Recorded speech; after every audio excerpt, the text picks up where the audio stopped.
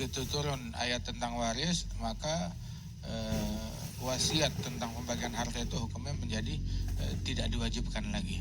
Akan tetapi tetap dianjurkan nulis wasiat bagi setiap orang itu, mewasiatkan keluarganya, nasihat, taqwallah, memberikan wasiat kepada keluarganya.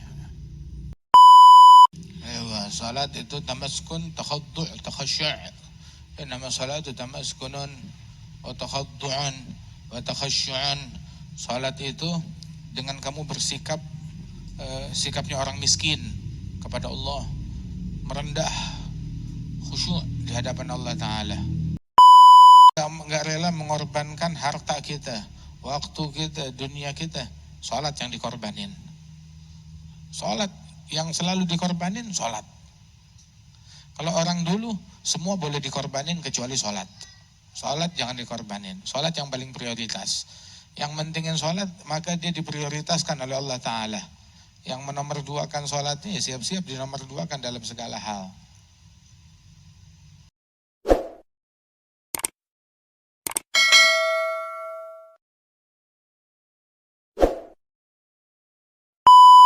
Masya Allah, Allahumma salli wa sallim ala sayyidina Muhammadin wa ala alihi wa sahbihi wa sallam. يقول هنا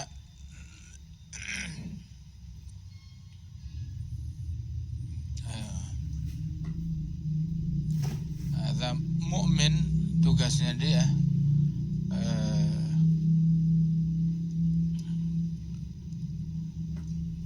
yang menjadi tugas dia adalah menulis wasiat. Ada kewajiban menulis wasiat itu sebelum datang ayat tentang warisan. Begitu ayat tentang warisan, pembagian harta, Allah Ta'ala yang ngatur.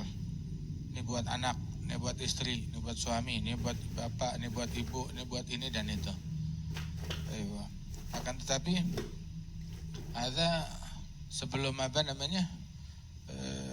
warisan tersebut, sebelumnya itu adalah wajib wasiat.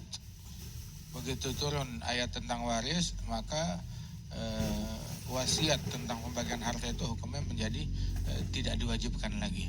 Akan tetapi tetap dianjurkan nulis wasiat bagi setiap orang itu, mewasiatkan keluarganya, nasihat, taqwallah, memberikan wasiat kepada keluarganya. Al-Habib Abdullah bin Hasan bin Tahir itu juga beliau ada memberikan contoh wasiat yang harus ditulis oleh setiap muslim, setiap mukmin. Bahkan Sayyidina Umar bin Al-Khattab, beliau enggak tidur di malam hari melainkan setelah mengkoreksi, memperbaiki wasiatnya dia. Bahkan Sayyidina Utsman bin Affan itu waktu beliau terbunuh, dibongkar lemarinya dia, itu ternyata ada satu peti yang terkunci. Dibongkar paksa satu peti, di dalamnya ada kertas tulisan. Ini adalah wasiatnya Utsman bin Affan.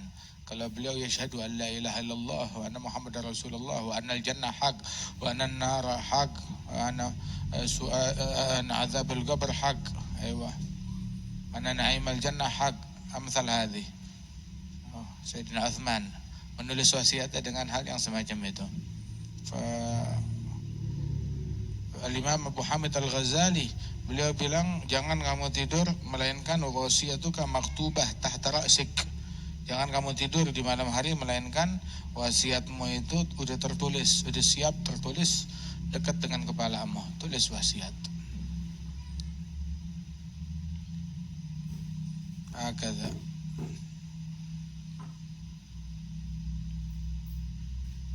Rasulullah meninggal dunia itu nggak ninggalin dirham wala dinar, nggak punya budak, nggak punya hamba sahaya, wala apapun, kecuali ada baghlah. Baghlah itu hewan antara keledai dan kuda, kawin silang. Nah, itu ada baghlah bayda. Terus ada senjatanya Rasul Sallallahu Alaihi Wasallam. Kemudian ada sebuah sebidang tanah yang itu pun juga dijadikan sedekah. Sebab Nabi Muhammad bilang, Inna la nuras, kita tidak mewariskan. Begitu apa yang kita punya, hadis sedekah lil muslimin. Dan itu diakui oleh Sayyidina Ali bin Abi Thalib. Naam. Thumma as-sadaqah indal maut. Yaqul sallallahu alaihi wasallam, ditanya ayu sadaqah afdal, sedekah apa yang paling afdal? Tasaddaq wa anta sahih haris. Kamu sedekah dalam keadaan kamu sehat dan kamu masih semangat untuk mengejar harta tersebut. Dalam posisi begini, ketika dia haris, dia lagi butuh, kepengen harta, menginginkan kekayaan, takut kefakiran, dan dia dalam keadaan sehat, maka dia bersedekah dalam keadaan demikian. Wala tumhil hatta idza balagatil hulqum, jangan ditunda sedekah sampai udah di tenggorokan baru ini harta saya buat fulan, ini buat fulan, ini buat fulan sekian, buat fulan sekian. Mau sedekah dari sebelumnya, jangan udah mau mati baru mau sedekah. Masalahnya kalau udah mau mati baru mau sedekah, kalau keburu mati enggak sempat sedekah. Yaqul hakadha.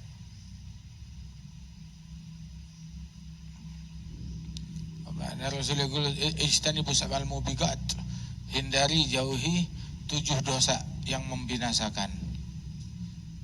Wa ma hunna ya Rasulullah, wa ma hun, apa itu 7 dosa? Asyirku billah wa sihir, mempersekutukan Allah, sihir, membunuh nyawa yang diharamkan oleh Allah Ta'ala, aklu riba, makan riba, aklu malil yatim, makan hartanya anak yatim, tawalli yawmaz zahf, kabur dari medan perang, wa ghadful muhsanatil mu'minatil ghafilat, menuduh zina terhadap wanita yang mukminat yang enggak tahu menau tentang hiruk pikuk duniawi, pergaulan bebas, ya, dan mereka biasa terjaga, afifat, terjaga, tahu-tahu dituduh berzina. Ghadful mu'minat al-muhsanatil mu'minatil ghafilat, ini dosa besar. Menuduh orang berzina aja dosa besar, apalagi menuduh orang solehat, waliyat, afifat, muhsanat yang biasa terjaga, yang biasa jaga diri dengan yang bukan muhrim, menjalankan nilai-nilai keimanan, nggak tahu tentang pergaulan bebas, terus dituduh berzina. Ada dosanya lebih berlipat ganda lagi. Begitu juga bukan cuma kepada muhsanat mu'minat, hatta mu'minin, muslimin, mu'minin yang bertakwa kepada Allah Ta'ala, menuduh aulia wa salihin melakukan perzinahan, adzal kabair, lebih dahsyat lagi. Ta'rif nagradik tuh apa, kalau dia lagi makan tuh nyomotnya gimana? Apa tuh? Salat palanya, sujudnya tuh cepat banget. Udah kayak ayam matok makanan, kayak ayam matok beras. Nah begitu juga salatnya, rukuknya, sujudnya yang benar. Kalau ruku tumanina, kalau sujud tumanina, kalau i'tidal tumanina. Minimal tumanina begadar subhanallah. Maka ada bacaan-bacaan salat yang dianjurkan untuk dibaca. Salat itu tamaskun, takhaddu', takhasyu'. Nama salat itu tamaskunun wa takhaddu'un wa takhasyu'un. Salat itu dengan kamu bersikap sikapnya orang miskin kepada Allah, merendah, khusyuk di hadapan Allah Ta'ala. Itu orang kalau salatnya nggak ada kehadiran hati, orang kalau salatnya khusyuk, menyempurnakan khusyuknya, sunnahnya, salam dari salatnya, itu salat itu menyala, putih, bersinar. Terus itu salat berkata kepada dia, hafizakallah kama hafiztani, semoga Allah menjagamu sebagaimana kamu menjaga saya. Tapi orang kalau nggak menyempurnakan salatnya gelap gulita, artinya dia keluar dari salatnya itu nggak beres, salatnya gelap gulita. Dan dia berkata kepada itu orang, dhayya'akallah kama dhayya'atani, semoga Allah menelantarkan kamu sebagaimana kamu nelantarin saya. Orang kalau masak yang benar, yang enak, jangan ditelantarin gosong, jadi nggak enak. Nah begitu juga sholat, kerjain tuh sepenuh hati, yang benar, jangan asal-asalan dalam sholatnya. Masak aja asal-asalan, angus. Begitu juga nyetir asal-asalan, nabrak, celaka. Nah begitu juga sholat kalau asal-asalan, ya beda dengan sholat beneran. Sholat yang bener, jangan asal-asalan. Kalau di sholatnya asal-asalan, itu sholat Allah kama dhayya'tani. Semoga Allah telantarin kamu sebagaimana kamu nelantarin saya. Terus itu sholat dilipat seperti baju yang udah rombeng, dilipat dipukulkan di wajah orang tersebut. Nggak diterima sholatnya dia. Makanya itu dibilang katanya kebanyakan orang tuh dia terkena apa yang menimpa kita tuh jangan-jangan karena doanya sholat nyumpahin, karena sumpahnya sholat kita nelantarin dia hingga kita ditelantarin oleh Allah Subhanahu wa ta'ala. Ada Nabi ngelihat orang lagi sholat, dia mainin janggutnya, terus Nabi bilang lau khasha'a qalbu hadha la khasha'at jawarihuh. Kalau hatinya khusyuk, anggota tubuhnya bakalan khusyuk juga, bakalan diam. Al-khusyuk huduril qalb wa sukunil a'dha' ma'al haya' wa ta'zim lillahi ta'ala. Sampai itu sebagian salaf bilang tuh, man araf man ala yamini wa shimali wa huwa fi salah falaysa bi khashi'. Orang kalau dia tahu siapa yang di sebelah kanan dia, siapa yang di sebelah kiri dia, saat lagi sholat dia bisa mengetahui siapa yang di sebelah kanan, siapa yang di sebelah kiri. Maka nih orang tidak khusyuk dalam sholatnya. Itu orang dulu tuh para aulia wa shalihin, saat mereka sholat itu burung hinggap di atas kepalanya. Atau saat dia lagi sujud burung hinggap. Itu burung menyangka kalau ini adalah sebuah batu atau batang pohon, atau nggak bergerak sama sekali. Itu orang. Ini kagak. Giliran lagi main game atau nonton nggak gatal, giliran sholat semuanya gatal. Mulai dari kepala, kaki, pundak, lutut, telapak, semuanya digaruk sama dia. Semuanya digaruk sama dia. Itu bukan semut, setan yang ngelitikin ente. Giliran lagi begini nggak ada gatal. Tapi giliran begitu takbir Allahu Akbar langsung gatal-gatal semuanya. Kayak orang alergi sholat jangan-jangan.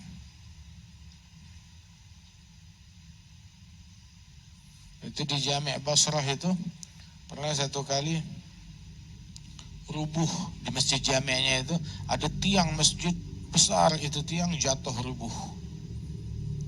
Itu sampai orang yang ada di pasar kaget, terkejut. Atas rubuhnya itu bikin dentuman yang sangat keras. Sampai orang yang di pasar jaraknya agak jauh, mereka terkejut dengan bunyi keras tersebut. Tapi di saat yang sama juga ada beberapa orang lagi sholat di masjid nggak menyadari kalau itu tiang jatuh, tetap aja dia sholat. Habis salam melihat rame-rame ada apa? Wih, tiang jatuh, tiang dari batu beratnya itu berton-ton beratnya, tiang dari batu. Ba'dhum yaqul idza dakhaltu fi shalah if'alu ma badalakum.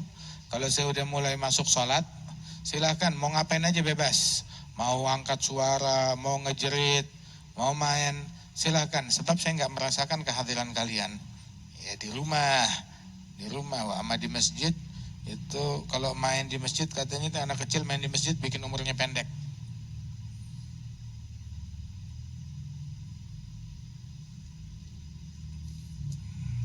Ba'dhum yadribun bid-duf la yash'ur bih.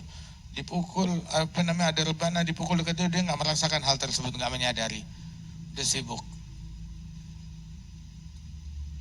Sekali itu Sayyidina Ali bin Al-Husain, Ali Zainal Abidin, rumahnya terbakar.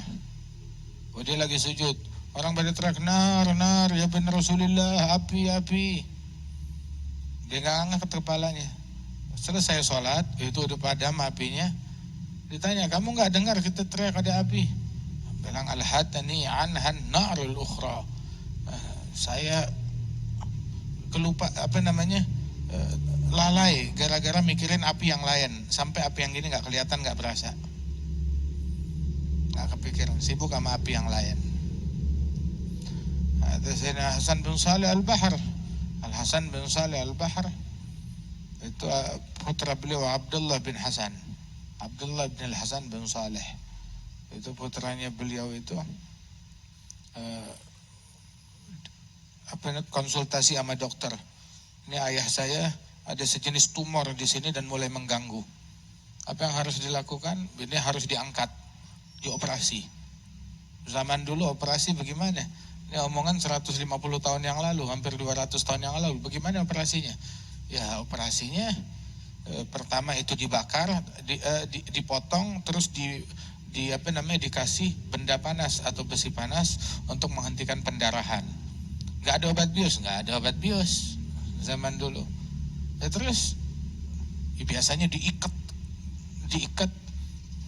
dipegangin sama orang-orang kuat yang kekar biar dia nggak bergerak.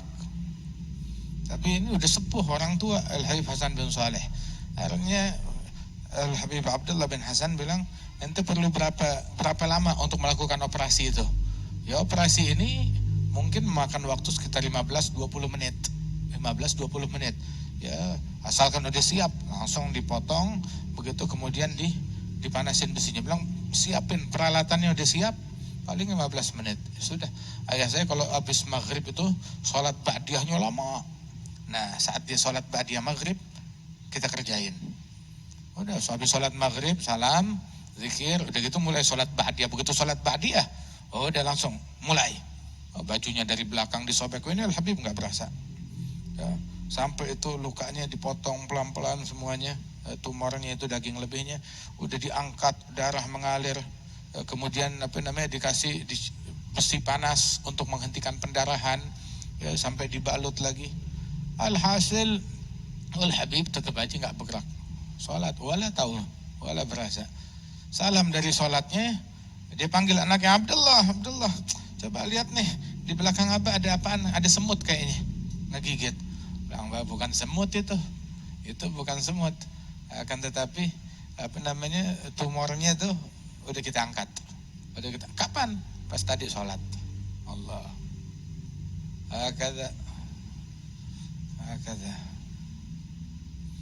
Ada orang sholat nggak bisa diem, goyang, bergerak kanan, bergerak kiri, kanan, kiri. Lu sholat tapi senam, sholat tapi joget, sholat tapi dansa, sholat yang benar. Itu kan Imam Ali Zainal Abidin kalau ambil wudu wajahnya pucat menguning. Ditanya kenapa? Kamu sakit? Enggak. Terus kenapa gemeteran begitu?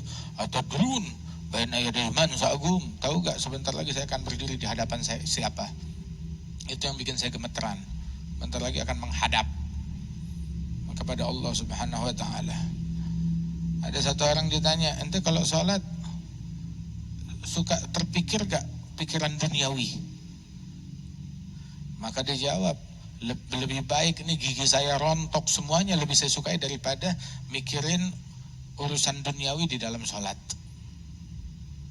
Ada lagi satu lagi yang lain, kamu kalau sholat pernah gak berpikir atau mikirin urusan duniawi, sesuatu yang di luar sholat? Sampai dijawab sama dia, emang ada sesuatu yang lebih enak dari sholat hingga saya pikirkan sesuatu tersebut di dalam sholat? Ya, orang saking enaknya udah fokus sama gitu, udah gak kepikiran sama yang lain. Ada maling tuh mencuri kudanya Rabi bin Khaytham. Rabi lagi sholat, kudanya dicuri. Kuda mahal. Sampai orang-orang neriakin, Rabi, kuda kamu hilang. Hilang kudanya. Rabi bin Khaytham ini udah selesai sholat, waktu dikasih tahu kuda kamu hilang. Iya saya tahu. Waktu dia ngelepas tuh tali, saya ngelihat waktu dia lepas pelan-pelan, ya, terus dia bawa pelan-pelan, saya lihat depan mata saya lagi sholat sunnah. Terus kenapa nggak kamu teriakin? Kenapa kamu nggak ambil? Sholat saya lebih saya sukai daripada kuda. Sholat saya lebih saya sukai daripada kuda. Oh itu orang halal katanya. Kata urusan duniawi sih mereka cincai. Yang paling penting tuh sholatnya mereka. Sebagian sahabat Rasulullah Sallallahu Alaihi Wasallam lagi sholat di satu perkebunan, kebun kurma. Punya dia itu kebun kurma yang indah. Tahu-tahu ngelihat tuh seekor burung hinggap dari satu pohon ke pohon yang lain. Wah, itu orang ngeliatin indahnya. Itu burung hinggap dari satu pohon ke pohon yang lain. Sampai dia lupa sholat yang dikerjakan itu, dia lalai dalam sholatnya. Khusyuknya itu berkurang, kehadirannya berkurang karena ngeliatin burung tersebut. Begitu dia sadar, sedih. Begitu selesai dari sholat dia sadar, wah, dia bersedih. Hingga akhirnya gini deh, obatnya satu, apa? Ini kebun saya yang membuat saya lalai dari sholat, saya sedekahkan buat Allah Ta'ala. Ini kebun bawa sial, membuat saya lalai dari sholat. Makanya udah jangan disimpan lagi, sedekahin. Bawa sial. Kata ini karena pengetahuan salafus soleh, mereka mengetahui keagungan sholat, menganggap tuh sholatnya mereka tuh agung, penting, segala-galanya. Nah, masa kan kita sholat kita anggap sampingan, bukan segala-galanya. Dianggap gak penting sholat. Apa aja boleh, apa aja tuh hatta apa namanya? Kita nggak rela mengorbankan harta kita, waktu kita, dunia kita. Sholat yang dikorbanin. Sholat yang selalu dikorbanin, sholat. Kalau orang dulu semua boleh dikorbanin kecuali sholat. Sholat jangan dikorbanin. Sholat yang paling prioritas. Yang pentingin sholat maka dia diprioritaskan oleh Allah Ta'ala. Yang menomorduakan sholatnya ya siap-siap dinomorduakan dalam segala hal. Ma bin nas illa salatuhum. La ilaha illallah. Allah Ta'ala itu katanya itu dalam riwayat Allah membagi itu amalan sholat terhadap 40.000 barisan malaikat. Setiap satu barisan itu ada 70.000 malaikat. 40.000 baris malaikat. Setiap satu barisnya ada 70.000. Nah itu yang 10.000 baris, mereka kerjaannya berdiri, tidak ruku. Sejak diciptakan begitu. Yang 10.000 baris kerjaannya ruku terus dari sejak diciptakan sampai hari kiamat. Enggak melakukan, enggak pindah posisi. Yang 10.000 baris lagi kerjaan mereka bersujud, enggak bangkit dari sujudnya. Kerjaannya itu 10.000 baris. Setiap barisnya 70.000 malaikat. Terus yang 10.000 baris lagi duduk seperti duduknya orang tasyahud begitu, enggak beranjak dari posisinya. Dan Allah Ta'ala gabungkan itu semua tuh 70.000 malaikat per baris, ada 40.000 barisan ya, dari sejak awal dunia sampai hari kiamat. Itu Allah Subhanahu wa Ta'ala padukan itu semuanya di dalam 2 rakaat yang dikerjakan seorang mukmin. Agung gak tuh salat? Ini keagungan Allah, anugerah Allah kepada hambanya kaum mukminin. Itu permisalan sholat 5 waktu seperti sungai yang deras di depan pintu rumah kita yang jernih. Itu tiap hari orang masuk ke dalam sungai yang jernih tersebut siang malam sebanyak 5 kali. Nah kira-kira itu orang ada bau badan nggak kayak gitu? Tiap hari mandi 5 kali. Kira-kira masih ada kotoran nggak di tubuhnya? Udah pasti bersih. Nah begitu juga sholat. Sholat dari satu sholat ke sholat yang lain tuh menggugurkan hal-hal yang terjadi di antara keduanya kalau dihindarkan, ditinggalkan al-kabair, dosa besar. Sayyidina Abu Bakar kalau masuk waktu sholat dia bilang, gumu ila narikum allati awgattumuha adfi'uha. Berdirilah, hampiri api yang kalian nyatakan, yang kalian nyalakan. Hampiri api yang telah kalian nyatakan. Ngapain? Padamkan sekarang tuh api. Ini waktunya memadamkan tuh api. Maksudnya api dosa dipadamkan dengan sholat. Kalau masuk waktu sholat dia bilang, ayo kita berdiri mendatangi api yang udah kita nyalakan. Mari kita padamkan tuh api. Api dosa dipadamkannya dengan sholat. Salah ila salah, Jum'ah ila Jum'ah, Ramadan ila Ramadan, Umrah ila Umrah, mukaffirat lima bainahunna idza ijtunibatil kabair. Itu menghapuskan hal yang terjadi di antara innal hasanat yuzhibna sayyi'at dzalika dzikra lidzakirin. Kebaikan tuh menghapuskan keburukan. Ada tuh katanya nih ayat, ada satu orang dia melakukan hal yang nggak baik dengan seorang wanita, bukan zina. Mungkin dia ngelihat atau dia menyentuh. Alhasil datang kepada Rasulullah, "Ya Rasulullah, hukum saya berdosa." Dia nggak berzina, nggak disautin sama Nabi Muhammad. Udah adzan asar, udah masuk ke sholat. Begitu selesai dari sholat tuh orang nyamperin lagi, "Ya Rasulullah, ya Rasulullah," katanya, "hukum saya." Maka dibilang oleh Rasulullah SAW, "Kamu tadi hadir sholat asar bersama saya." Ya udah khalas. Itu menghapuskan apa yang kamu lakukan. Aqimis sholat tarafain nahar zulafa minal lail innal hasanat yudhibna sayyi'at. Itu sholat itu menghapuskan dosa-dosa. Itu orang bilang, ini khusus buat saya atau untuk semua orang? Hadza 'am linnas amma, untuk semua orang. Maka itu dosa-dosa kecil itu dihapuskan dengan sholat dan juga dengan amalan hasanat lainnya. Dan dianjurkan untuk bertaubat juga daripada dosa kecil. Adapun dosa besar harus taubat yang sebenar-benarnya. Wa kadza. Ridha kepada ketentuan Allah Ta'ala, ridha dengan ketentuan Allah itu menafikan jangan kita i'tirad, berkeluh kesah dengan apa yang ditentukan oleh Allah Subhanahu wa Ta'ala. Jangan menentang apa yang sudah ditentukan oleh Allah Ta'ala. Ada ridha, ya saya ridha.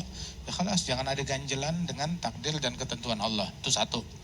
Kemudian udah gitu, apa yang mesti dia kerjakan? Dituntut untuk menjalankan sebab musabab, ikhtiar, jalankan. Apa yang mesti dia hindari? Maka dia hindari, tetap dia berikhtiar. Ridha ya ridha, tapi ikhtiar tetap dijalankan. Ada ridha. Ridha dengan ketentuan Allah.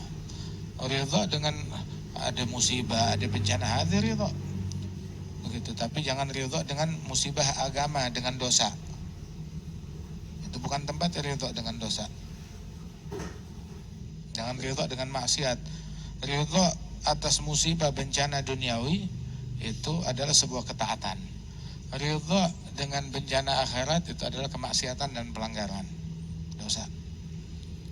Dunia itu ada dunia yang terpuji. Dengan dunia tersebut kita bisa menjalankan perintah Allah, selamat dari larangan Allah. Dunia yang mubah, gara-gara dunia tersebut kita nggak kejeblos dalam ninggalin kewajiban ataupun ngerjain hal yang dilarang oleh Allah Ta'ala. Dunia yang tercela itu adalah yang menjebloskan kita di dalam perbuatan maksiat atau membuat kita menelantarkan ketaatan. Makanya ketika disebut dunia tercela, ya dunia yang tercela itu adalah kullu ma yulhik 'anillah yuqi' fi ma'siyatih, yang membuat kita lalai dari perintah Allah, menjebloskan kita di dalam kemaksiatan. Ada yang dimaksud dunia. Tapi kita butuh dunia, bukan dunia yang ngejeblosin kita dalam maksiat, bukan dunia yang bikin kita ninggalin kewajiban, tapi dunia yang ngebantu kita ngerjain kewajiban, ngerjain yang sunnah, ninggalin yang haram. Ada. Sama dunia yang mubahah,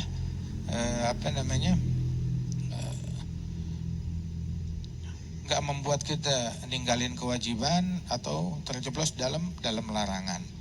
Itu dunia yang mubah, yang boleh aja. Fazuhud anha sangat dianjurkan. Taib. Wallahu a'lam.